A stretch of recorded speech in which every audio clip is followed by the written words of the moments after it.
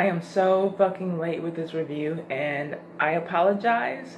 So please forgive me and I'll just get through this as quickly as possible. Okay, everybody, so this is the review for Insecure Season 3, Episode 8, the finale, which I was not impressed by, and that's why it's taken me so long to get this up. And the only reason that I'm wanting to do it now is so that I can finish what I started. As finales go, this was so unimpressive to me. So here we go. Ghost-like.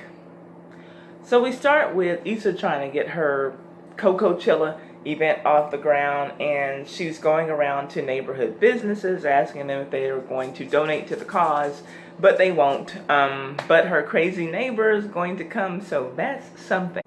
So Issa goes over her frustrations with Molly, and she complains about how Nathan made her feel like she could get all of this stuff done in, a couple of days, but it's not going to be like that at all, which is exactly what that lady who works at the city told her. She just didn't tell her in the way that Issa wanted to hear it. And some people say that, she seemed kind of rude, but I actually appreciated that lady's honesty, like I said in that episode when I reviewed it. So anyway, back to reality for Issa now. And while we're complaining, let's go on and get to Molly too, because she also has some complaints about what's going on at work. She decides to tell Issa that Torian has the nerve to act like he has a problem with her at work just because she did that presentation without him. And she says that, basically if she were a man and had pulled the same move, that nobody would care. As a matter of fact, they'd be high-fiving her on making such a progressive step forward, And honestly, in Molly's defense, I agree with her to a small extent. As far as the situation is concerned, there's definitely a double standard, let's face it, with men and women in the workplace. And often, men and women can perform the exact same actions, and men are seen as aggressive go-getters, and women are labeled for doing the same thing as pushy and bitches, right? Or being bitchy. But to me, this was not one of those instances as far as what Molly did with Torian in this instant. She was just underhanded, and I am sick of her, and frankly, I'm a little sick of Issa too. They're both annoying as fuck. So when Molly gets to work, she gets called into the office by the partners where they tell her that they were so impressed with her work that they have decided to make her lead co-counsel on whatever their next big case is along with Torian. And clearly she's thrilled that she seems to be climbing the ladder at work. And also very clear, equally as clear, we can see that Torian is none too thrilled to be working with Molly. Then we see Issa, and it looks like she's interviewing for a position at the Beat Crew or Beat Street or whatever the fuck it was called. And I couldn't really read the guy who was interviewing her, so I don't know if we should be looking forward to her having a position with this company next season or not. What do you all think about that? Then we see Lawrence meeting up with his dad, who is Dresser from the 5 Heartbeats. I just loved that movie, and I loved Dresser's character. He had a lot of integrity in that movie, and I just love that man's speaking voice. It's so powerful. But anyway, like so many men, we see that Lawrence is filled with fairy tales about how perfect and angelic and easy of a wife his own mother must be. I want to be married to a woman like Mom. Somebody with no luggage. And his dad comes through with a reality check and lets him know that we both had luggage coming into this relationship. As a matter of fact, we had a matching set, but we put in work to make it work, and that's just something that you kids don't want to do these days. So now it's Issa's birthday, and Molly shows up to take her out, and when she pulls up, she sees, of all people, trifling ass Nathan showing up with some flowers, and I mean some cheap ass looking flowers at that. And Molly turns him away.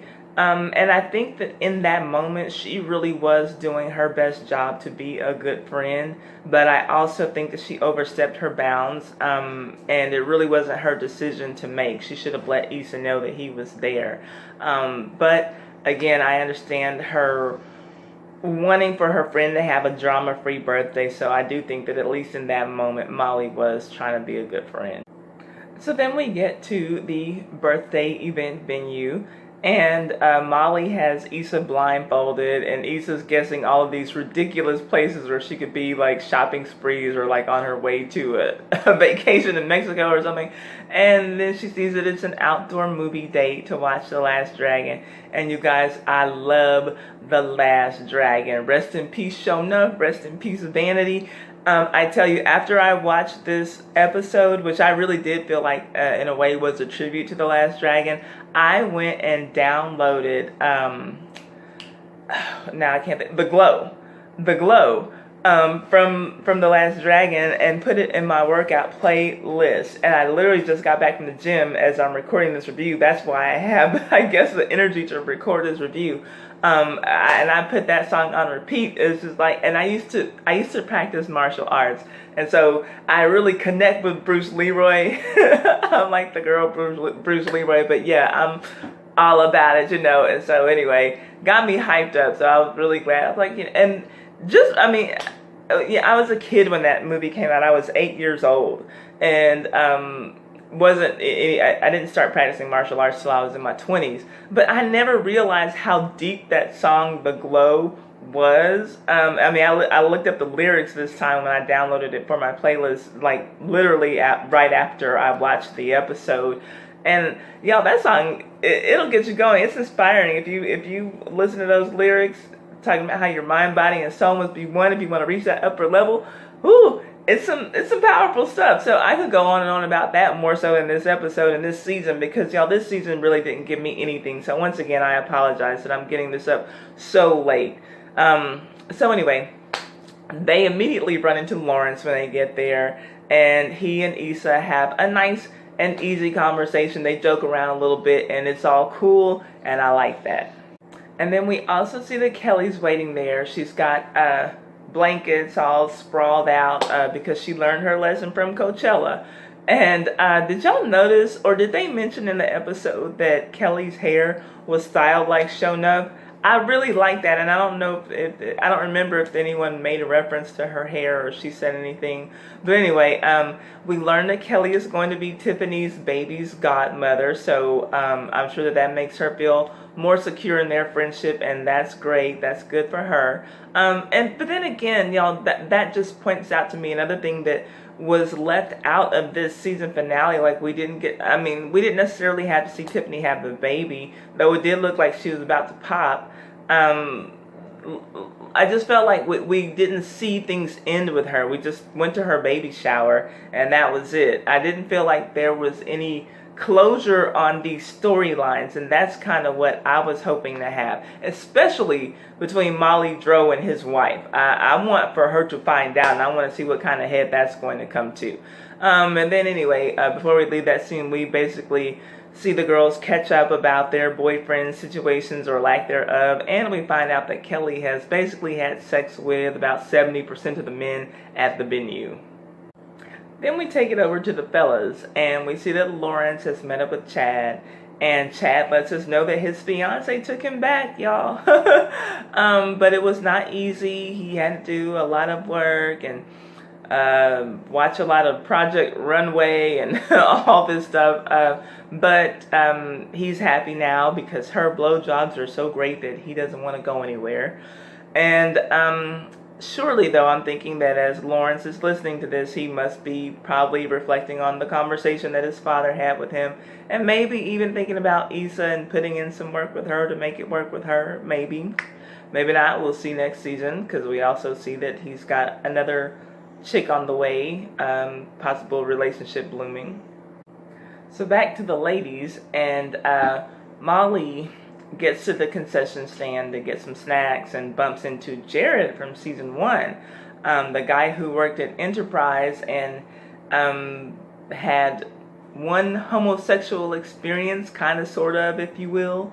But in Molly's eyes, that was one too many, even though she had some homosexual experiences herself, but that made him gay.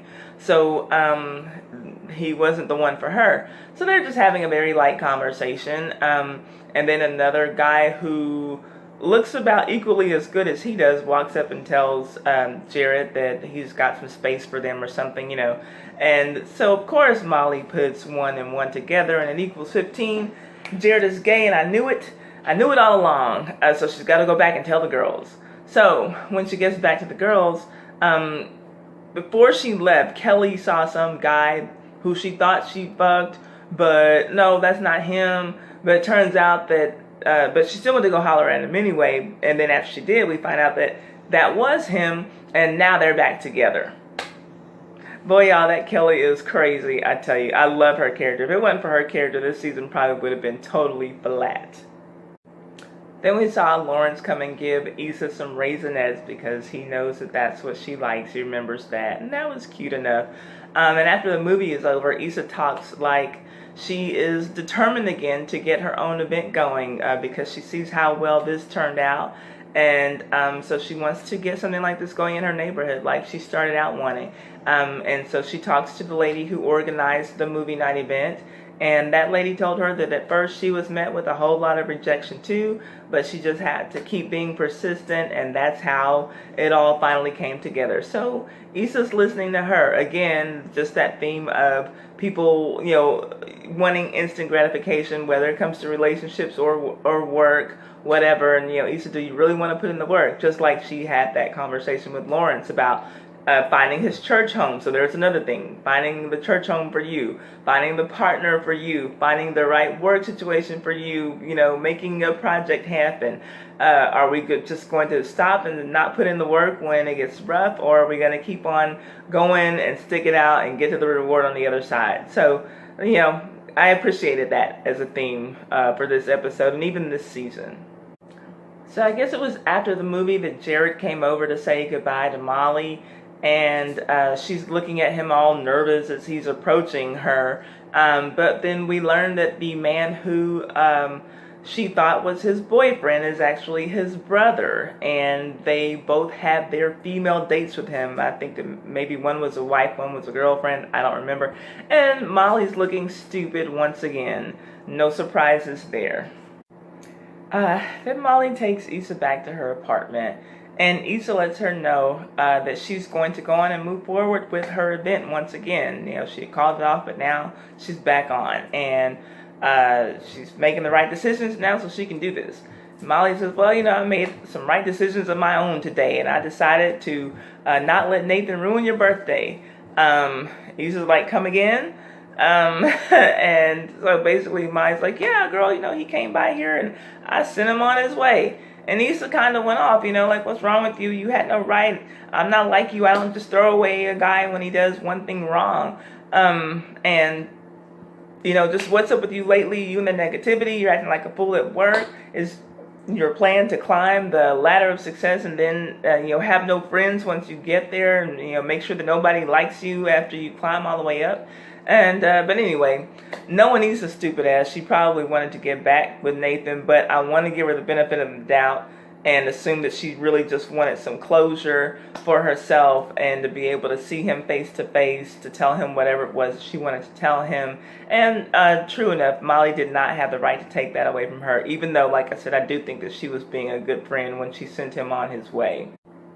Again, y'all know I'm not a big fan of Molly, but I have to stress, I do think she was trying to be right for Issa when she sent Nathan away. But in the back of my mind, I do also wonder if in general, Molly is just that kind of friend who is perfectly fine being friends with you as long as you're doing okay, but not as well as she is, in whatever area of her life. Y'all know the kind of people that I'm talking about, right? Like, they're fine, hanging out with you, whatever, taking pictures on Instagram, checking in here and there, whatever, but then as soon as you get one leg up or have something better than them, better house, better car, better job, more money, better man, a man, and they don't have a man, then it's like they got a problem with you. I wonder if Molly is that kind of friend, and if any of that was her motivation for dealing with Nathan the way that she did. And I wonder if that's going to, if anything like that is going to play out as far as their friendship dynamic is concerned in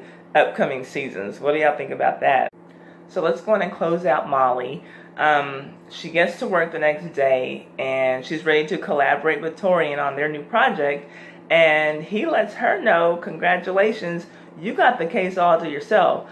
I'm going to work with those 2 other ladies that you fucked up with, and now you're ostracized in this office completely once again.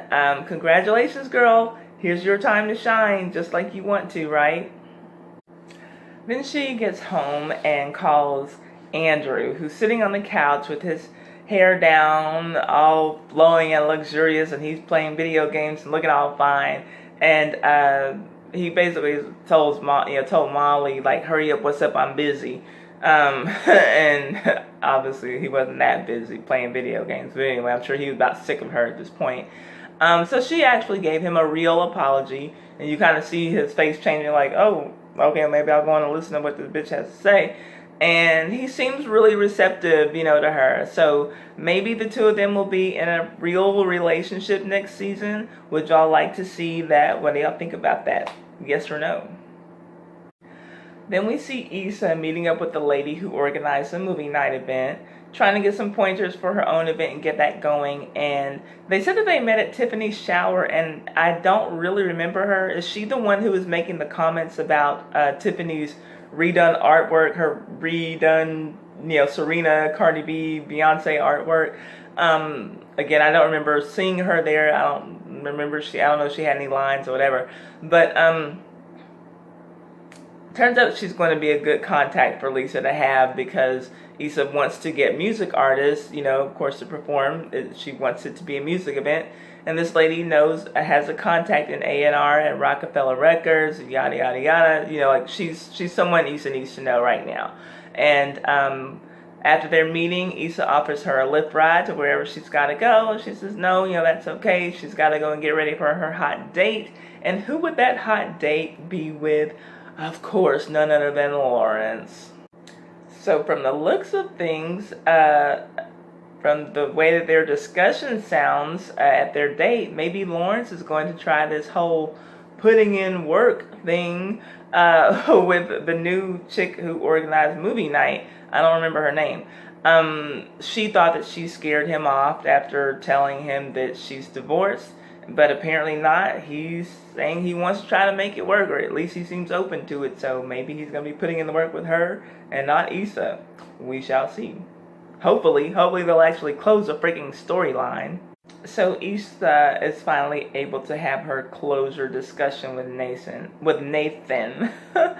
And he gave her some bullshit about how his head was in a messed up space and he just needed to get back to Houston to do some things and yada yada yada. Like nothing that he said warranted what he did, just dropping off the face of the earth for a month or however long it was, a couple of weeks, whatever.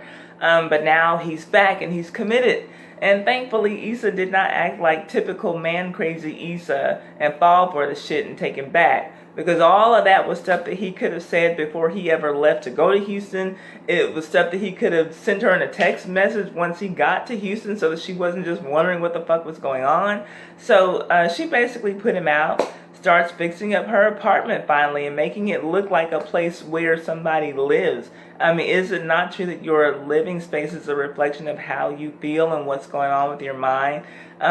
So good for her. Did y'all catch that? The Last Dragon reference as she was organizing her apartment? The Glow was playing. Come through, Bruce Leroy. When you got that glow, you feel the one when you got that glow. Your body's go, so don't let go of the power of elevation. So overall, this season was pretty mediocre to me. It didn't start to pick up until the midpoint of the season. And with the seasons being only 8 episodes, so short, that's really not good that, it doesn't pick up until episode 5 this season. And as far as finales go, I've never been too impressed with any of the season finales for Insecure. They never feel like a finale. It just kind of feels like a setup for the next episode, but not really like we closed this storyline. We know that this is over, and now we're gonna move on to the next thing. Do you remember in season 1, it seemed like there was some weird thing going on with Tiffany and her husband, like he might be in the closet about something. I can't remember the discussion that was had, but there was something like where maybe she shushed him at a party, or do y'all remember? Like there was just something there. Like I said, it just seems like there's so many things that have not been closed. So anyway, it left me hanging. It left me wanting more. I'm still going to watch the show next season. I don't know if I'll review it, but I will definitely still watch the show next season. I want to support Issa, but it left me wanting more. I keep seeing people on Twitter saying that they want hour-long episodes, and Issa made it clear that she does not want to do hour-long episodes. But maybe I wonder if HBO could give them a 10 episode season or a 12 episode season. Could that get us closer to feeling like we had a real season of the show? It just feels kind of like it's over as soon as it starts, and then like we wait a whole year, and then like this season in particular, it was lackluster to me. But how did you all feel about it, if y'all even come? Because I know I'm so fucking late putting up this review, but anybody who do watch this, thank you. I appreciate it. Let's just have a talk. I'm still open to talking about it. I'm not so over it that I won't entertain your comments if y'all want to discuss it. So thank you so much for tuning in to Test with Ty. I'm Ty, and I will see you all for other stuff since Insecure is over. I don't know if I'll come back for next season, but maybe. Talk to you later. Bye-bye.